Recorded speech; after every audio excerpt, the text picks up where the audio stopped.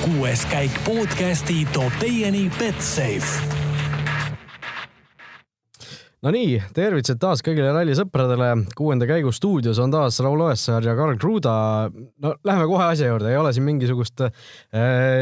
pikka sissejuhatust venitamist. Kui me arvasime, et eilne päev Portugali rallil oli dramaatiline, siis see viimane 60 kilomeetri ja 5 suhteliselt lühikese katsega päev trumpas selle eilse isegi üle. Jah. See eilne päev üleüldse Ralli Portugal on tegelikult pakkunud meile päris palju erinevaid juhuseid. Nii palju on juhtunud elektroonikaga, Hyundai's, Fordis ja tegelikult nüüd ka viimasel päeval said oma suuremad vitsad kätte. Tegelikult eile õhtul siis hakkas ühest otsast Toyota saama juba vitsa ja nüüd tänaseks viimaseks katseks sai ikkagi üks mees väga-väga korralikult vitsa, kes tuleb välja ka meie ühes kaotajate rollis. Nii kahju, kui seda ka ei ole öelda, sest tema tegelikult on Chris Meek. Jah, et nagu iga kord siin või viimased korrad traditsiooniks on saanud, siis selles pühapäevases saates valime siis 3 võitjat ja 3 kaotajat selle ralli osas ja ega siin muud võimalust pole, kui kohe tõesti nende kaotajate juurde minna. No Chris Meek ja lisamis Chris Meek pluss Toyota on see siis meie esimene kaotaja, kõige suurem kaotaja ilmselt. Võib-olla isegi parem on öelda, et Toyota oli kõige suurem kaotaja tänu Chris Meekile, sest mees tuli väga ilusti terve etapp, vältis suurimaid vigu, aga siis esimene märk tema murdumisest tuli tegelikult ju selles kohas, kus tuleb mängu meie teine kaotaja Esa-Pekka Lappi. Et Esa-Pekka Lappi suutis veel autole katuse täna keerata ja siis ta hakkas edasi sõitma, sõitis veel vastu raja äärt või nii-öelda suure hooga vastu mullavalli. Sealt vist sai kuidagi ratas midagi kahjustada, lõpuks mort tuli alt ära ja selles samas mahapöördes, kus ta muidugi katuse pani, et seal tegigi Miik oma esimese vea, mis andis selle juba, et ta vist ei pea sellele pingele seal tipus vastu. No just, Chris Meeki ralli oli ju enne seda eelviimast katset suurepärane, et oli teisel kohal, vahepeal isegi seal päeva esimese katsel oli ju vahe Tänakuga ainult 2,4 sekundit. Küsiti Chris Meekilt ju, et kas ta on selle teise kohaga rahul või tahab ta võidu peale välja minna, mille peale siis mees pani klapid pähe, sõitis minema, tegi sellise väikse statemendi ja aga vihjas siis meeskonna mängudele siinsel juhul, et Ott Tänakul oleks neid punkte nagu rohkem vaja, et temal ei ole fair chance'i tulla ja võita Portugali ralli 2019. Küll, aga Ott Tänak vastas ka talle väga ilusasti, et kuulet, et poja, sa oled üldse selja taga mul, millest sa üldse räägid? Ennem sa pead must mööda saama ja siis me võime rääkida. Aga võtame selle Chris Meeki kõigepealt ette, kaks avariid siis üksteise järel tulid seal järjest katsetel. Kulla mees, millega sa tegeled? Tule lihtsalt lõpuni. Kõik on korras, sa võtad selle teise koha ära. Aga ei. No see võib-olla me jõuame sellesse punkti tagasi, et Chris Meek on väga kiire sõita, ta on võimeline võitma, aga kui sa vaatad, milline on too hooaja algus on, sest ta ei ole ühtegi korda poodiumil jõudnud, see oli esimest korda, kus ta oli poodiumil viimasel päeval ja ta võitles veel poodiumi nimel ja tegelikult ta võitles veel teise koha nimel ja ta oli väga lähedal ju täna hommikul, kaotades Ott Tänakule ainult 4,3 sekundit. Ta oli nagu võidule ka väga lähedal, aga tema lihtsalt ei pidanud vastu. Ja ainukesed 3 mees, kes siin jälle poodiumi meil seekord ära teitnud, kui siis tegelikult kui sellest rääkides kõige olulisem fakt, palju õnne Ott Tänakule ja Martin Järvejale. See väike asi ka. Sellepärast, et nad võitsid Vodafone rallide Portugali ja see oli vist, Oti enda sõnade kohta ütles, et see oli üks väga-väga keeruline võitlus ja nad kasutasid kõiki kaarte, aga me kindlasti räägime Otist natukene veel juurde. Ma lõpetan Miigi loo siin ära, et Miik ta on alati ongi see 3, 4, 5, 6, et ta võib-olla kukubki sellesse kohta, et kui ta hakkab sealt nagu kiiremini sõitma, siis tal hakkab ka alati juhtuma ja tegelikult oli see põhjus, miks ta kunagi ju kinga sai siit tröönist. No Tommi Mäkinen ütles ka suhteliselt märgilised sõnad seal pärast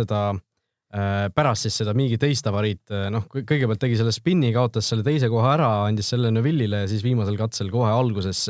vastu seda mingisugust kändu seal kihutas. Sellest kännust ka veel räägime kohe, aga Mäkinen ütles pärast seda, et Chris oli pärast seda eelmise katse väikest spinni vaimselt häiritud, eks ju. Et kas selline asi, kui sa viimastel katsetel niimoodi väristama hakkad, näitab ikkagi selle rallimehe siis sellist, ütleme, võib-olla mitte piisavat vaimset valmisolekut? Ei kujuta ette, eks ta tahab ka seda väga sisima, sest seal temal oli ju ainult 1+1 leping selleks aastaks. Kui ta hästi esineb see aasta, siis tal on võimalus jätkata lepingut. Aga nagu hetkel, mida ta teeb, siis praegu, kui tal kaardid kõige paremas korvikeses ei ole. et mees peab natukene pingutama, sellepärast et miks just on Toyota kõige suurem kaotaja meil selles mängus, on sellepärast, et tänu Chris Meegi väiksele apsule, ütleme need, et ei taha siia kedagi paati suruda, aga lihtsalt tänu Chris Meegi apsule tegelikult kukkus Toyota või jäi Toyota ikkagi 20 punkti veel Hyundai'st maha, kellel oli ka meie kaotajate rollis või kaotajate nimekirjas üks koht, sellepärast et nendel 2 sõitjat ka jäid tegelikult ju reedesel päeval tee äärde mõneks ajaks just kütuse surve probleemidega ja oleks Chris Meek ilusti lõpuni tulnud oma 18 punktisid nagu lisaks võtnud, siis oleks olnud Hyundai ja Toyota nagu 1-2 väga-väga lähedalt, täpselt nii, nagu on üldarvestus hetkel sõitjate vahel. Just, et Toyotal siis väga suur võimalus seetõttu kaduma läks, aga see lõplik känd või alguses arvati, et on kivi, lõpuks pigem vist tundus, et on känd. Me siin enne saate algust rääkisime, sina oled seda Fafe katset ju korduvalt sõitnud oma karjääris ja sulle tuli see koht täiesti tuttav ette. Jah, see on suhteliselt lähedal stardis, nagu me nägime ka, see on esimene kitsam metsavahekurv paremal, see on üsna aeglane ka, aga tegemist on ikkagi seal kännuga, mitte minu meelest on see küll känd. Minu meelest ei ole kivi, aga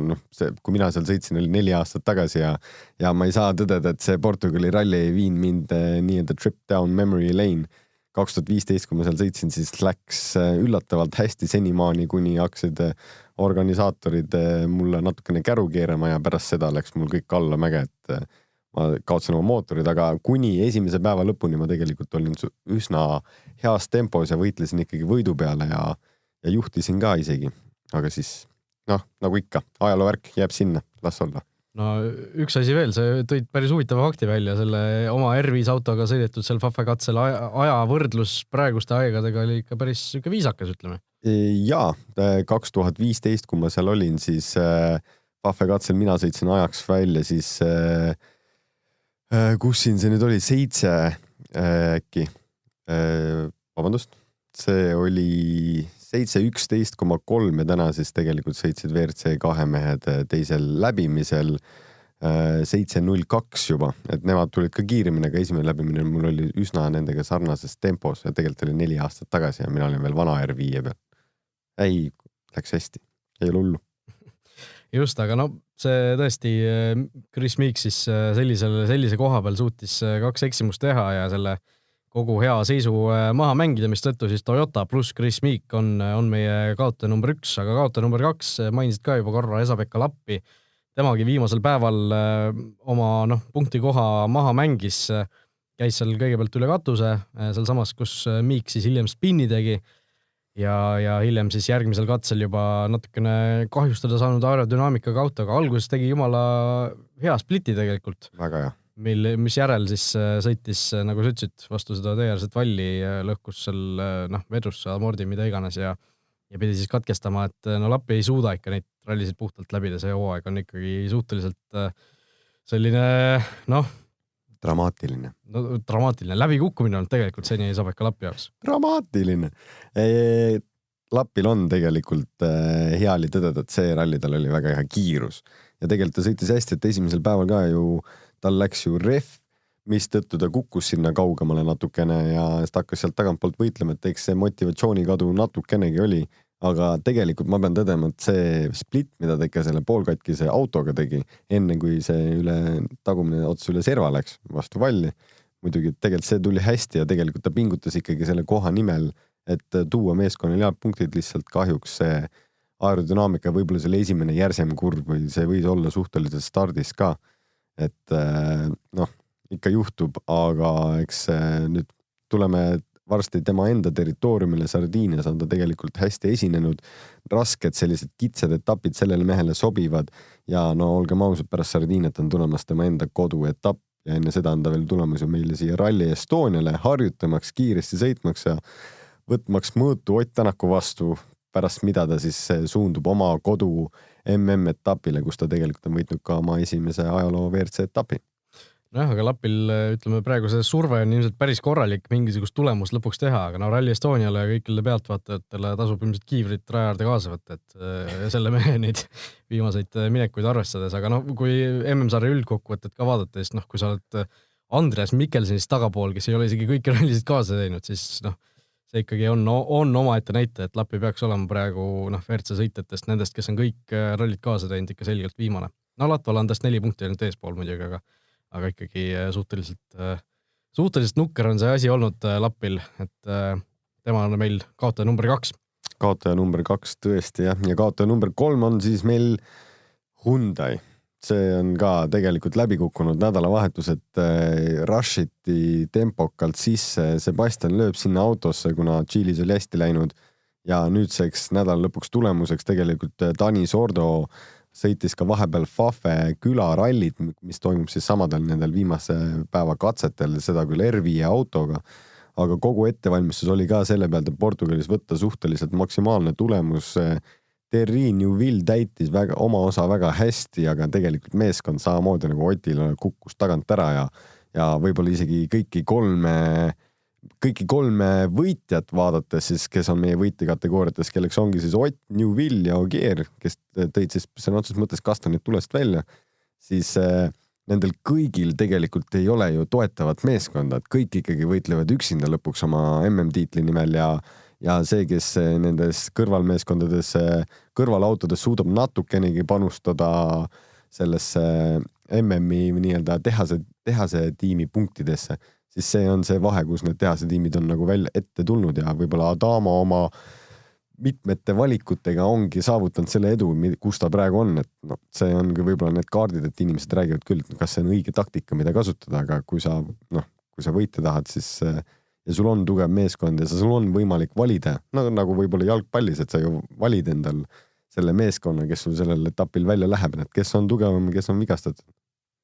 Jah, et nagu Hyundai käikude juurde veel tulla, siis tegelikult täna ka ju hommikul kohe alustati sellega, et jällegi Sordo ja Lööb, kes olid siis üldarvestuses seal väga kuskil kaugel 10 minutite kaugusel, nemad siis taas tegid selle nipi, et läksid hiljem sinna stardipunkti sisse ja Ogier siis taha stardi järjekorras nad liikusid, et mulle kusjuures alguses teeks mulje, kui ma vaatasin, et 2-minutilised stardiintervallid olid, tolmu oli väga palju raja kohal. Mõtlesin korra, et äkki Hyundai mängis selle trikiga hoopis Neuville'ile Mäkra niimoodi kogemata, et mida rohkem autosid sealt läbi läks, seda rohkem seda tolmu seal oli, aga lõpuks neid tulemusi vaadates siis ikkagi oli see tee puhastamise efekt ikkagi olulisem. Ja tegelikult seda hommikut vaadates üldse tegelikult oli natukene ebamugav ka, see tolm oli selle metsa vahel uduga veel koos natukene seisis, nagu selles tempos seal tegelikult see telekas see tee ei näeb natukene nagu laiem välja, kui ta päriselus on, kui sa päriselus sõidad selle autoga, siis sulle reaalselt tundub tegelikult, et see on autolaiune tee, eriti kui sa sinna Fafe hüppe peale tuled, et see on nagu nii täpselt paigas ja ütleme, et selles hetkes seal nii sekundite peale sõita, tegelikult võib-olla tänane päev näitas ka, et vigu oli päris palju ja päris lihtne tulema. Et ikkagi tänase viimase päeval juhtus ka päris palju, aga need 3 võitjate kuidagi ikkagi manageerisid oma autod nii hästi, et kõik nad tulid ilma vigadeta, et võib-olla Ogier oli tegelikult võib-olla võitja peaaegu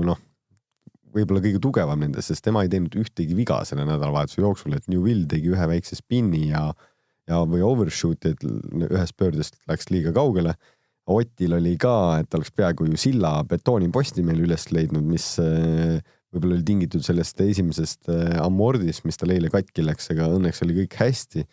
et lõpuni nad tulid väikeste vimkadega, aga ainuke, kes vimkat ei teinud, oli tegelikult valitsev maailmameister hetkel ja kes juhib ka seda MM-sarja nüüd 2 punktiga tänu väikestele lisamängudele Ott Tänaku poolt. Just, et see võitjate nimekiri siis Ott Tänak, Terri Neuville, Sebastian Ogier ei ole eriti originaalne just esikolmik Portugali ralli lõpuks, aga eks nad põhjusega on selles meie võitjate nimistus siin järjest. Kui võtta Ott Tänaku ralli tegelikult ette, siis nagu ta ise ütles, nagu me oleme siin maininud ka, üliraskelt see tuli üks raskemaid võite üldse ilmselt tema karjääris WRC sarjas.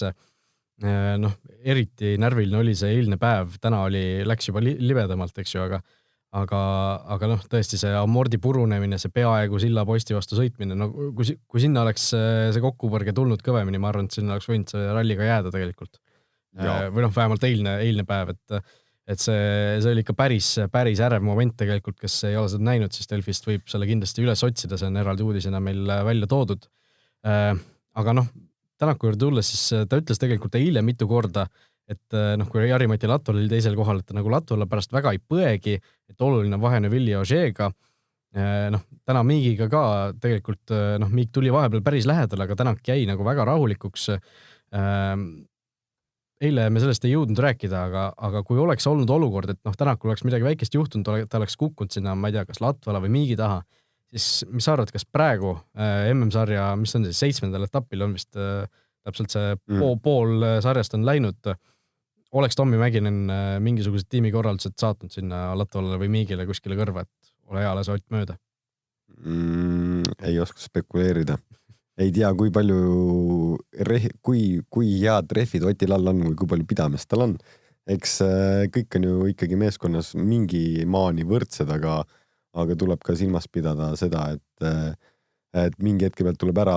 mõista või tegelikult selgeks saada, et kes läheb tiitli peale, kes ei lähe, et tuleb hakata tegema rohkem ja rohkem meeskonnatööd, mis mind ennast muidugi nende sõitjate puhul natuke häirib, et ma saan aru, et mingites punktides, et sa tahaksid ise olla see võitja, või sa tahaksid seda võitu ihata, aga tegelikult lõpuks ju sa teed seda meeskonnaga ja olenemata, et sinu enda nii-öelda väike meeskond seal autos, sellest natukene suurem meeskond on ümber sinu auto ja sellest natukene veel suurem on ümber terve selle meeskonna, ümber terve selle 3 auto, et sa tegelikult teed ju seda, sa täidad ühte eesmärki, mis tegelikult on nagu kõige ennem selle meeskonna ees. Et lõpuks sa ju nii-öelda proovid enda asju nii-öelda nagu võita, küll aga eks sõitjad on ka meil nii, me kõik oleme ju nii isekad, et me alguses mõtleme ikka enda peale ja siis me vaatame, mis teistega. No Tänak viimasel päeval mulle tundus, et ta tahtis ikkagi asja nagu ise ära otsustada igal juhul, et noh, nagu ta ütles, vaata, mis sa ka välja tõid, et noh, Chris on ju mu selja taga, et mis ta üldse seal räägib, umbes noh, sükse tooniga oli see repliik nagu öeldud, et mulle tundus, et ta tahtis nagu ise võimalikult kiire olla seal päeva alguses, et ei jääks pärast mingisuguse tagasid õhku, et okei, et Chris võttis natuke gaasi maha, et Tänak ikka kindlalt võidaks, et mulle tundus, et ta nagu selle noh, ta oli niivõrd nii-öelda uhke, et ta tahtis ikkagi ise selle ralli ära võita ja noh, lõpuks pole midagi öelda, tuli väga hästi välja ka. Ise võitis ka, aga tegelikult kui sa mõtled täna hommiku peale, siis Thierry Neuville oli ikkagi väga lähedal. Pärast eilset õhtut isegi võib-olla niimoodi öeldes, et Thierry Neuville oli ju ainult 9,2 sekundi kaugusel Ott Tänakust, mis ei ole üldse suur vahe 50 kilomeetril, mida täna maha kihutati, et üks ja me nägime ka, et päris palju asju juhtus tegelikult, et see ei ole üldse see lihtne punkt, millele nagu toetuda ja pigem sa ikkagi kasvataksid seda ja Ott, selles mõttes see oli võib-olla ka kommentaatorite poolt selline väike lüke, et kõik tahavad nagu seda draamat või tahavadki teha seda hollywoodilikuks, seda WRC nagu jälgi või mängu, mis on ühes mõttes ka nagu õige, aga kohe nii-öelda katse lõpus, et tegelikult ju spekuleeriti, et Miik on nagu nüüd ühe katse põhimõtteliselt võitnud, et ta tuleb lähemale, et kas sa nagu ütled back it off'i või nii-öelda,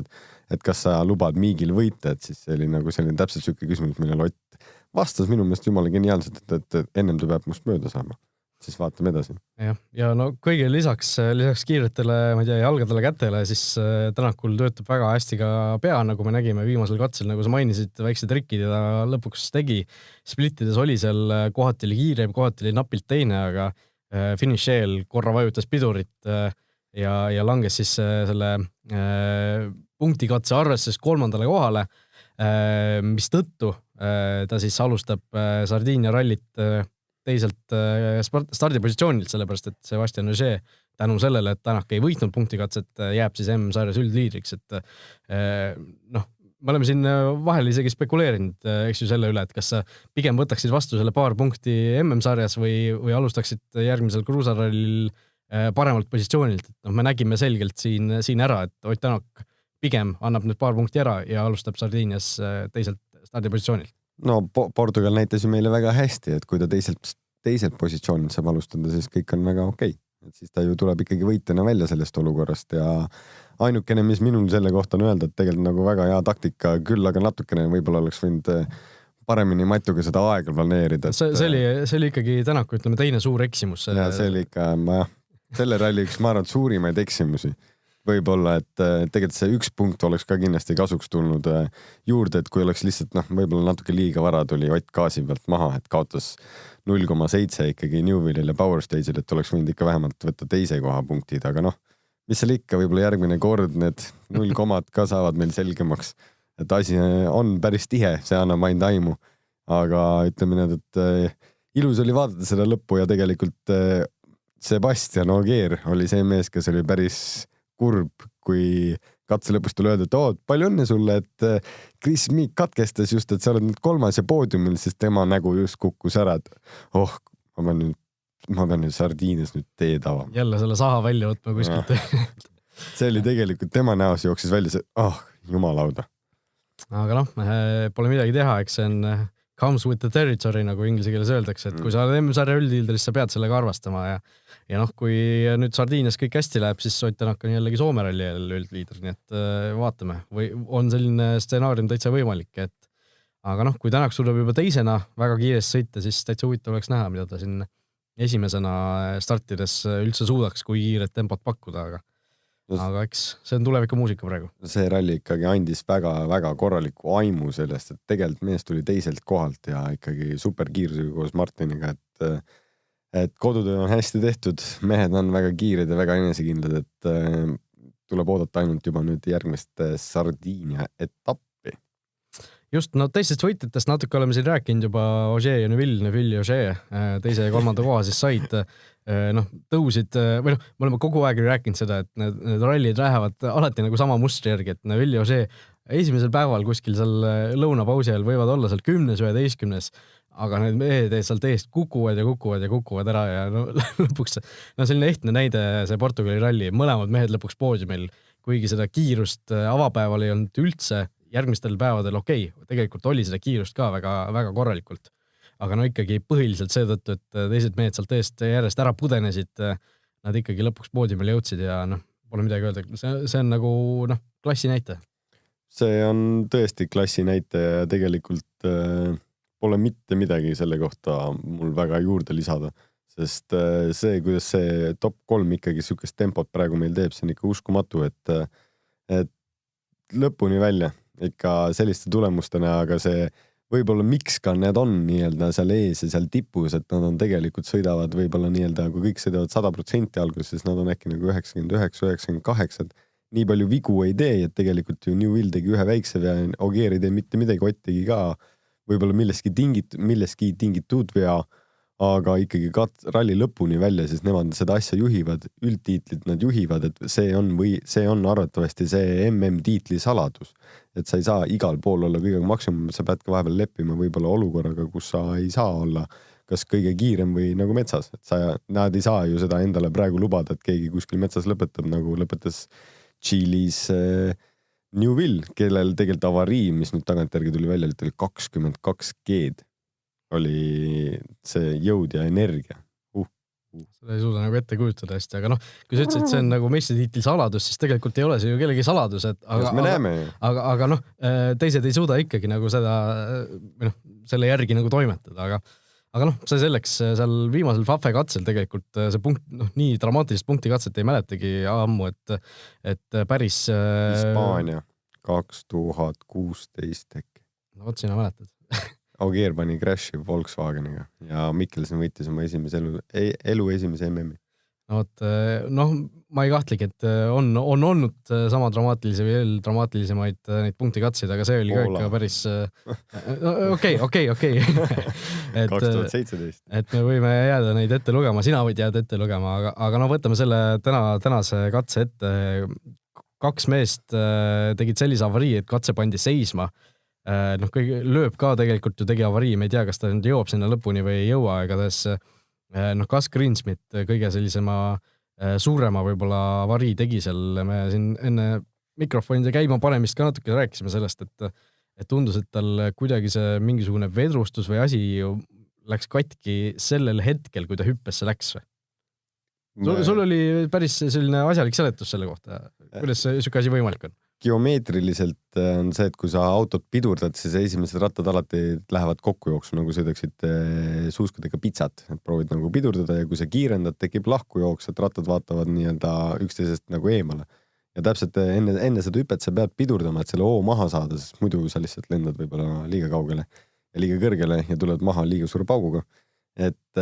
selleks nagu õige kiirus valida, siis sa pead täpselt sellesse õigesse nagu mäenurka nagu sisse pidurdama, et amordid põhja, et nad viskaks ikka nagu ühtlaselt su maast lahti, et sul ei tekiks nagu nina peale kukkumist või tagumiku peale tulemist, et see on ka nii-öelda nagu lendamise tehnoloogia autoga tegelikult, mida sa pead nii-öelda enam-vähem jälgima. Ta tuli super hästi hüppes, pidurdas õigel hetkel, aga seal pärast seda pidurdus see vasak esimene ratas jäi talgi sisse vaatama ja kui ta maandus, siis ta läks veel tugevama nurga alla ja tegelikult vedas nina vastu valli siis ja ta seal vahel spinnas, et kas see ratas oli kuskilt varasemalt veel löögi saanud ja siis täpselt sellel hetkel see purunes, siis see on üks minu põhjus, miks ma kardan rallit võib-olla nagu mingites situatsioonides on täpselt selliseid asju, sa ei oska ette näha.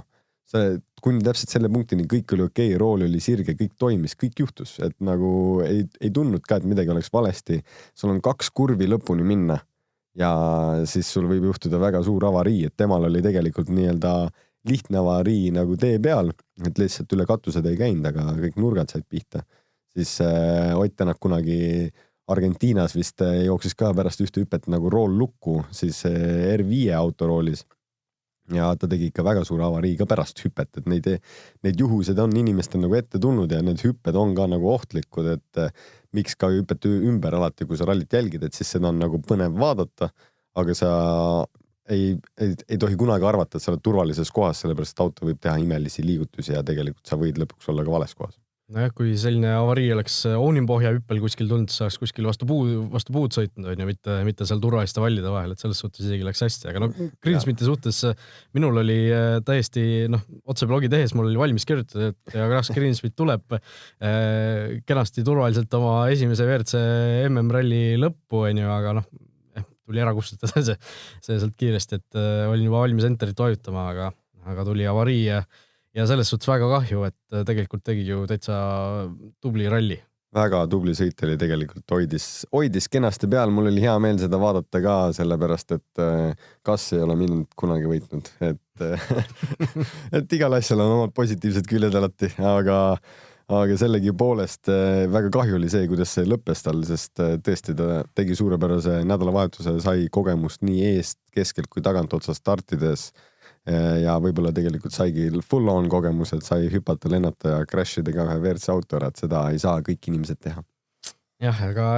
ralli jäi lõpetamata, saistatakse, et ühel etapil ta saab sel hooajal veel starti tulla, nii et loodame, et teda veel siis WRC autoga näeme. Sebastian Loeb ka tegi ju avarii seal viimasel katsel, vanameistrid eksivad. Kõik eksivad, tuleb välja. Tuleb nii välja, on ju. Tuleb välja. Aga tuletan meelde meie hea sponsori Betsafe'i uue kliendi pakkumist, kui teed endal Betsafe'is konto ja panustad seejärel vähemalt 10 euro eest, vähemalt KOF-iga 1,5, siis annab Betsafe omalt poolt sulle 25 eurose tasuta panuse ja nii siis 4 kuud järjest saab seda kasutada, ehk siis kokku võimalik 100 eurot tasuta panustamisraha teenida, aga kuna meil ralli on läbi, siis koefitsiente praegu üleval ei ole, nii et saame edasi minna kuulajate küsimuste rubriigi juurde. Kõigepealt küsimus siis selle punkti katse stardi järjekorra kohta. Üks tuli siin, ei ole seda kahjuks üles kirjutanud, aga on hästi meeles, et väike siis täpsustus või uuriti selle kohta, et kuna Sordo ja Loeb ju tegelikult viimasel päeval stardi järjekorraga nii-öelda manipuleerisid, on ju, siis eelmisel aastal mäletame ju see tegelikult keelati ära, et punkti katselt ei saa sellisel juhul enam punkte võtta, kui sa oled stardi järjekorraga nii-öelda trikitanud, et miks siis oli Sordol ja Loebil võimalik sel Portugali rallil neid punkte võtta ja uurisin natuke neid regulatsioone ja tegelikult olukord on siis selline, et kuna punkti katseks pannakse uus stardi järjekord korraldajate poolt, eks ju, alguses lähevad seal ju WRC2 autod ja nii edasi, siis tegelikult kui sa punkti katsel tuled õiges järjekorras rajale, siis on kõik korras, et kui sa punkti katsel millegi pärast trikitad, enam ei ole erilist põhjust seda muidugi teha. Või siis oleks seda põhjust teha, kui näiteks olekski Ogier näiteks 3. on ju ja Neville on kuskil lõpus, et sa tõmbad Ogier näiteks tee puhastajaks. Mingi sükke variant on ikkagi endiselt tegelikult juhus. Seal lõpuni välja see vist jääb ka lõpuks korraldajate ja kõikide nende inimeste otsustada ka, et milline on see põhjus, miks see punkti katsel siis kas sa saad punkte või mitte, kui sa oled hilinenud, aga jah, Raulil on selles mõttes õigus, et enne punkti katset seda regrupis siis pannakse paika viimase katse järjekord, mis on siis live teleka tegelikult järjekord, et meie jaoks on see nagu, kes see vaatab arvutist, on lihtsalt viimane katse, kes see vaatab WRC Plussi, siis ta näeb, et see on ka nagu viimane katse ja näeb seal poodiumit, aga tegelikult mitmes riigis üle maailma on ka TV slot, mille järgi siis nad teavad, kui palju neil on võimalik täpselt mingit autot näidata, et kui sa seda järjekorda muutma hakkad või midagi nii-öelda tühjaks jätad, et siis nad sellega nii-öelda, nad on selle peale pahased ja siis sa võib-olla punkte ei saa. Aga no kui sul näiteks midagi juhtub, auto enam käima ei lähe, kapott on lahti, jooksen ümber auto nagu hullukene, kaotad oma 5-10 minutit ära, saad oma minut 20 trahvi ja võib-olla sul ei olegi midagi kaotada, tuledki hiljem ja siis võtab punkte, et võtad, siis ma ei tea. Et kui sa oled nagu... No, regulatsioonides on kirjas, et kui sa punkti katsele ei alusta selles järjekorras, kus sa peaks alustama, siis sa punkte ei saa. Ehk siis võib-olla, ma eeldan isegi, et sellises olukorras sa ka ikkagi ei saaks punkte, sest muidu tekiks võib-olla olukord, kus mehed seal teevad nalja, et oi, meil on tegelikult, teesklevad nii, simuleerivad. Selles mõttes on õige, et reeglis on kirjas, aga sa võid, kui sa suudad ära tõestada, et sul oligi midagi viga. Jah, siis sa võib-olla saad. Ei ole sihukest olukorda veel nende uute reeglitega ette tulnud igatahes, nii et eks seda me näeme. Aga igatahes see põhjus on siis selline, et kuna uus stardi järjekord pannakse punkti katseks, siis seal nad midagi ei trikitanud. Võtame ühe kiire küsimuse veel. Mihkel on meile siin värskelt saatnud vaid mõned minutid tagasi küsimuse, et nagu ta aru saab, siis kaardilugejatel ja sõitjatel on eraldi MM-sarja punktisüsteem, eks ju. Ehk kui kaardilugeja võidaks samuti MM-tiitli koos sõitjaga, siis peab ta kaardilugejate edetabelis olema võrreldes teiste kaardilugejatega samamoodi punktitabelis esimene. Et vahel juhtub, et kaardilugeja ei saa osaleda, seetõttu ei pruugi ta siis ju mõnel sõidul ka punkte teenida, täpselt nii kõik on õige. Ja toob ühe sellise utoopilise näite, et näiteks Ogier võidab MM-tiitli, aga mingil etapil on tal teine kaardilugeja ning Martin Järveojal on rohkem punkte kui Ogieri tegelikult kaardilugejal, ehk siis Julian Ingrassial. Et kas sellisel juhul tuleks Ogier ja Järveoja maailmameistriks? Sellisel juhul oleks Matuga päris suur vidu, jah. et tegelikult jah, Mihkel on toonud siin öelnud, et selline utoopiline näide, aga tegelikult mine tea, võib küll niimoodi täiesti juhtuda ja sellisel juhul tõesti Martin Järveoja oleks maailmameister, Ott Tänak ei oleks. Sellist juhust ma ei teagi küll, et oleks olnud, aga sellist ajaloos mul ei tule praegu küll ette, võib-olla peab nagu kontrollima, aga see on võimalik ja see on reaalne ja tegelikult on ka ette tulnud juhuseid ka lähiaastates, kus on tegelikult sõitja pidanud vahetama kaardilugejat ja need skoorid nende vahel on erinevad. Just nii, et selline asi, see olukord oleks päris huvitav, kas Martin Järveoja valitakse Eesti aasta sportlaseks või mis seal nagu saaks, et kui üks mees oleks maailmameister, teine ei oleks, aga eks see on tõesti selline asi, mida tõenäoliselt ei juhtu, aga mine tea. Mine tea.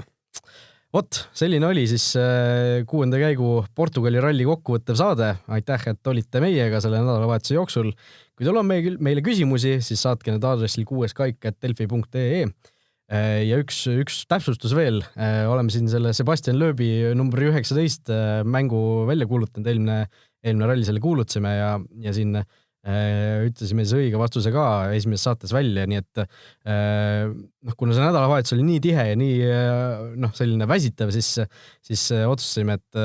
hakkame nende võitjatega siis ühendust võtma siin uuel nädalal, et vaatame, loosime kellegi välja ja vaatame, kas ta tahab meile siia saatesse tulla järgmisel rallil või siis võib-olla sobib mõni muu ralli paremini, et igatahes ei ole me seda päris kuskile maha matnud või ära unustanud seda plaani. Jah, nii et hoidke oma mailboxid avatud ja me kribame siis teile. Just nii et kohtumiseni juba paari nädala pärast, Sardiinia rall. Täpselt nii, nädal on puhkust.